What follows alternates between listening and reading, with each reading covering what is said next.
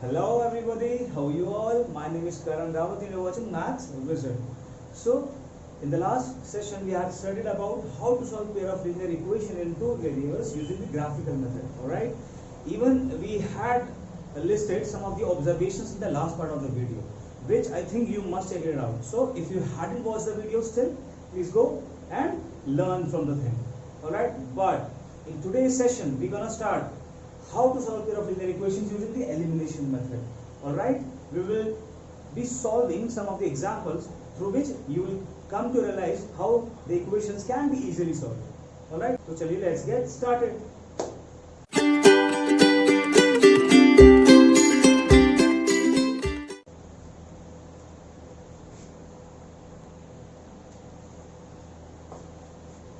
Alright students, so I have listed some of the steps which we have to follow while solving the linear equations using elimination method. Alright, and this is for type 1 numericals or the type 1 questions. We have three type of questions. We will be discussing all the types. Alright, for type 1, I will be taking this question. Let us suppose 3x plus 4y equal to 10 and 2x minus 2y equal to 2. Let us think we have the two pair of linear equations, alright, and we have to solve for x and y using elimination method. अच्छा students, I have to tell you that elimination method जो होता है ना, ये सबसे सटीक और सबसे सरल मेथड होता है out of all the methods, out of cross multiplication, out of substitution, out of the graphical, ठीक है? So सबसे पहला step what we have to follow, we have to make coefficient of any variable equal. Alright, हम किसी भी एक variable पर x और y में से किसी का भी एक का कोएफिशिएंट क्या करेंगे, दोनों का बराबर करेंगे. ठीक है? So what you are saying, हमको x और y में से एक का कोएफिशिएंट बराबर करना है. हमको पता है कि यहाँ पे y का कोएफिशिएंट 4 है, यहाँ पे y का कोएफिशिएंट -2 है, तो मुझे y का कोएफिशिएंट 4 चाहिए, ऊपर और नीचे दोनों. हालांकि मैं ये भी कर सकता हूँ कि मैं, आप चेक करो, अगर मुझे x का कोएफिशिएंट सेम करना होता तो मैं क्या करता, 3 और 2 का एलसीएम ले लेता. ऑलराइट, बट यहाँ पे मुझे दिख रहा है कि मुझे एलसीएम लेने की आवश्यकता पड़ेगी नहीं. यहाँ पे 4 ऑलरेडी है, मुझे यहाँ पे 4 बनाना है, तो what should I do, I should multiplying this second equation by 2 so that मुझे कोएफिशिएंट क्या मिल जाए, 4 मिल जाए y का. तो मैं क्या करना चाहूंगा, मैं सेकंड इक्वेशन को 2 से मल्टीप्लाई करूंगा. जब 2 से मल्टीप्लाई करूंगा तो सारी की सारी इक्वेशन मेरी 2 से मल्टीप्लाई हो जाएगी and I got the coefficient of y 4. Alright, तो पहला स्टेप मेरा फॉलो हो जाएगा. करके दिखाते हैं. तो पहला जो इक्वेशन है वो मैंने एज इट इज लिख दिया. दूसरा इक्वेशन लिखूंगा 2 2 जा x 4x 2 2 जा 4y.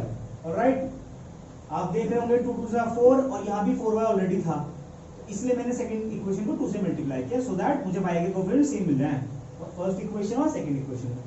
So 2 multiply by 2 is equal to 4. अब मैं क्या करूंगा, my second step is change the signs. Sign क्यों चेंज करूंगा, to get any one of the variable eliminated. किसी भी एक वेरिएबल को, आइदर x और आइदर y को एलिमिनेट करने के लिए. हालांकि मैं जिसका वेरिएबल बराबर कर रहा हूं दोनों इक्वेशन में वही एलिमिनेट होगा. वी आर सेइंग कि 4y और 4y, हम इस वेरिएबल y को एलिमिनेट कर सकते हैं. कैसे, साइन चेंज करके. देखो यहाँ पे साइन चेंज करने का मोटिव है नहीं. साइन चेंज करने का मोटिव इसलिए नहीं है ऑलरेडी क्योंकि यहाँ 4y जो है विद नेगेटिव साइन मेंशन्ड है. अगर ये 4y यहाँ प्लस का साइन होता, यहाँ प्लस होता, तो मैं साइन चेंज कर देता. ऑलराइट, बट यहाँ से साइन चेंज करने की आवश्यकता नहीं है, तो मैं सिंपल से क्या करूंगा, दे विल बी एलिमिनेटेड. मैं दोनों का एडिशन कर दूंगा. इस थर्ड और फोर्थ इक्वेशन को क्या कर दूंगा, ऐड कर दूंगा. जब ऐड करूंगा तो -4y and +4y will get cancel out. And उसके बाद क्या होगा, तो मुझे यहाँ से मिलेगा 3x + 4x that is 7x equal to 10 + 4 that is 14. Alright, तो what do get, x equal to 2. मुझे x की वैल्यू मिल गई 2. थर्ड से फॉलो करना है, क्या लिखा है, put the value of x और y in any of the equation. मुझे क्या करना है, x और y की जिसकी भी मुझे वैल्यू मिली है, whoever you get, जिसकी आपको वैल्यू मिली है उसको आपको पुट करना है किसी भी एक इक्वेशन में जो आपको मेंशन थी already, to get the other value of variable that is y. x की वैल्यू पुट करूंगा किसी भी इक्वेशन में, मुझे क्या मिल जाएगा y को पुट करूंगा किसी भी एक इक्वेशन में. तो मैंने मान लिया put x equal to 2, put x equal to 2. I will be putting x equal to 2 जो मैंने फाइंड आउट करी अभी in any of the equation. Let's suppose मैंने मान लिया पुट कर दिया इक्वेशन 1 में. What do I get? I get 3 into x.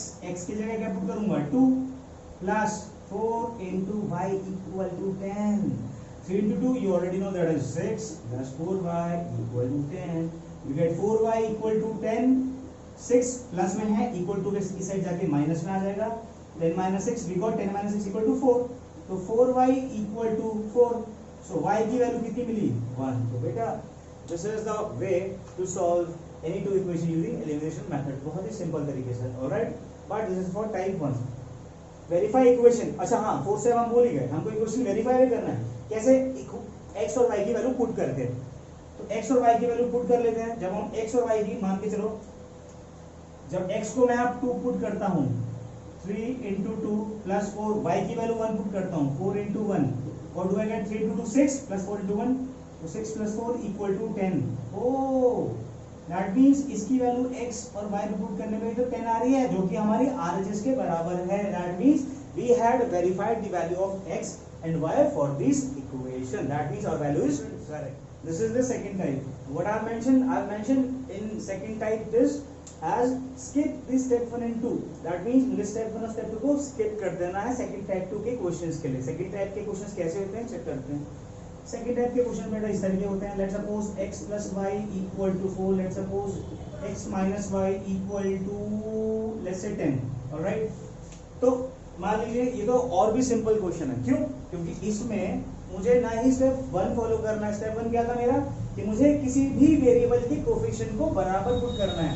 Check करो, x का कोफिशिएंट बराबर है, x का कोफिशिएंट यहाँ भी सेम है. x का कोफिशिएंट 1, x का कोफिशिएंट 1, y का कोफिशिएंट 1, y का कोफिशिएंट 1. मुझे सॉरी, इसमें y का कोफिशिएंट -1 है, बट न्यूमेरिकल वैल्यू की मैं बात कर रहा हूँ. तो numerical value of coefficient x and y are both equal in both the equations. In both the equations.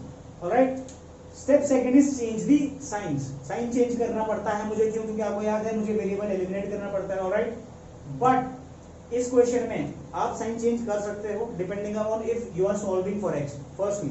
But I am not able to solve for x because मुझे दिख रहा है कि मुझे साइन चेंज करने की आवश्यकता नहीं पड़ेगी अगर मैं y को उठाता हूं तो. क्यों? y को सिंपली ना उठाऊं तो मैं क्या करूंगा? 1 plus 2. सिंपल सा अप्रोच है मेरा. 1 और 2 को ऐड कर दो क्योंकि कोएफिशिएंट ऑलरेडी बराबर हैं. एंड साइन चेंज करने की आवश्यकता क्यों नहीं है? क्योंकि ऑलरेडी जो है वो साइन ऑपोजिट है. जब साइन ऑपोजिट होंगे तो यू ऑलरेडी नो कि दोनों के दोनों एक दूसरे को क्या कर देंगे? नलीफाई कर देंगे. सो मैं सिंपल ऐड कर दूंगा फर्स्ट प्लस सेकंड को. x plus x, what do I get? I get 2x equal to 4 plus 10 14. x equal to 7 I get. x equal to 7.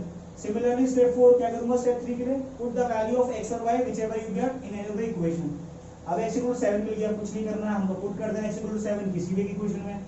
Let's suppose मैंने मान लिया x plus y equal to 4 के लिए मुझे x equal to 7 put करना है. तो I put 7 plus y equal to 4. What do I get? I get y equal to 4. 7 plus इधर आके माइनस हो जाएगा, तो that is 4 minus 7. That is y equal to -3. So if I put x equal to 7 in any of the equation, what do I get? I get y is equal to -3. This is my step 3 completed. Talking about this step 4, मुझे verify करना है क्योंकि मुझे checkout करना है कि मेरे x और y जो निकले हैं ये सही निकले हैं गलत. तो मैं क्या करूंगा? इक्वेशन में x और y की वैल्यू पुट करूंगा और चेक करूंगा is LHS equal to RHS और नॉट. यहां पे मैं x इक्वल टू 7 पुट करता हूं और y इक्वल टू -3 पुट करता हूं फर्स्ट इक्वेशन में. If I put x equal to 7 and y equal to -3, तो 7 plus -3 equal to 4. So 7 plus -3 equal to 4. That means my LHS for this value equal to 4 and RHS is already mentioned 4. That means जो हमें x और y की value मिली है वो exactly सही है बच्चों. So alright, so this is all about the second type. Now we'll see the third type. Third के इस न्यूमेरिकल के माध्यम से मैं आपको ये बताना चाहता हूँ बच्चों कि अगर मैं फर्स्ट और सेकंड इक्वेशन को 12 और 16 के LCM से मल्टीप्लाई करूंगा to get my variable, to get my coefficient of x equal, तो ये थोड़ा लेंथी प्रोसेस हो जाएगा. तो थर्ड टाइप में मैं आपको यही डिपिक्ट करवाना चाह रहा था कि हमको टाइम अपना बचाना है during solving the questions for elimination. तो हम क्या करेंगे? साफ साफ मुझे दिख रहा है कि यहाँ पे y का कोएफिशिएंट 1 है या y का कोएफिशिएंट 2 है. तो मैं y का कोफिशिएंट बराबर क्यों ना कर दूं, क्योंकि छोटा भी है और जल्दी हो जाएगा इन कंपैरिजन टू x के कोफिशिएंट। तो यहाँ पे जब मैंने देखा कि y का जो कोफिशिएंट को अगर मैं फर्स्ट इक्वेशन को 2 से मल्टीप्लाई करूंगा तो मेरा जो y का कोफिशिएंट यहाँ पे 2 आ जाएगा, ऑलरेडी सेकंड इक्वेशन में y का कोफिशिएंट 2 ऑलरेडी है। तो मैं सिंपल सा मल्टीप्लाई करता हूँ तो क्या आएगा, 12 into 2 that is 24x plus 2y equal to 60। Alright, दोबारा से इस इक्वेशन को एज इट इज लिख लेते हैं, 16x plus 2y equal to 80। अब मैं अगर इसे सॉल्व करूंगा, देखो बेटा अब इस क्वेश्चन में ध्यान से देखो, इस क्वेश्चन के सेकंड स्टेप पे चलते हैं, बोलता है चेंज द साइंस। अब मुझे यहाँ पे साइन चेंज करने की आवश्यकता बिल्कुल पड़ेगी। क्यों पड़ेगी, क्योंकि दोनों में सेम साइन का है और न्यूमेरिकल वैल्यू भी सेम है। हमको न्यूमेरिकल वैल्यू सेम होने के साथ ऑपोजिट साइन चाहिए होते हैं, सो दैट कोई भी एक वेरिएबल एलिमिनेट हो जाए। तो मैं क्या करूंगा, साइन चेंज कर दूंगा। साइन चेंज करने का मतलब मैं क्या करूंगा, थर्ड और फोर्थ को आपस में सब्ट्रैक्ट करूंगा। तो मान लीजिए मैंने नीचे वाले का साइन चेंज कर दिया, तो मैं सब का साइन चेंज करूंगा। Alright, that means third minus fourth, third equation को 4 में से माइनस करूंगा तो नीचे वाले का साइन चेंज। अब 24x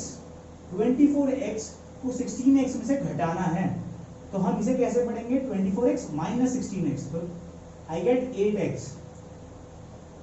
and 2y minus 2y, these got cancelled, equal to 60 minus 80, it is equal to minus 20, so I get x equal to minus 20 by 8, that is minus 10 by 5, minus 10 by 4 और minus 5 by 2। x की value मुझे मिल गई -5/2।